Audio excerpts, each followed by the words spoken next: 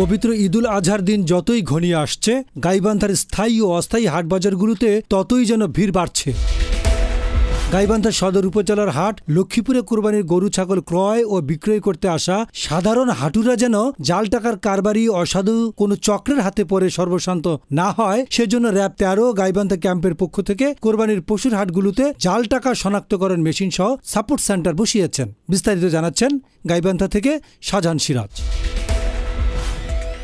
আপনারা যারা লক্ষ্মীপুর হাটবাজারে কেনাবেচার সঙ্গে জড়িত আছেন, কেনাবেচা করছেন, তাদের যদি কোনো টাকা পয়সা সন্দেহ হয় যে এই টাকাটা জাল কিনা আমরা এটা দেখতে চাই, আপনারা এখানে এসে চেক করে নিতে পারেন। না না আজকে লক্ষ্মীপুরের শেষ হাট, আর পরের হাট কবে? মানে ঈদের পর।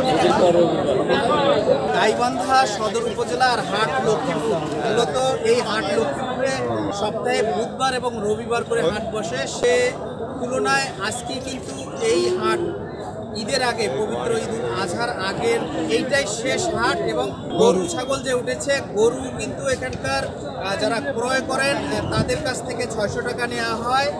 প্রতি গরুতে ৬০০ টাকা, যে বিক্রি করবে তার কোনো টাকা নেই, যে ক্রয় করবে তার কাছ থেকে ৬০০ টাকা। আর প্রতি ছাগল প্রতি ২৫০ টাকা করে কিন্তু এখানে খাজনা নেওয়া হচ্ছে। মূলত পবিত্র ঈদুল আজহার আগে এইটাই হাট লক্ষ্মীপুরের শেষ হাট। শাহজাহান সিরাজ, গণমানুষের আওয়াজ, গাইবান্ধা।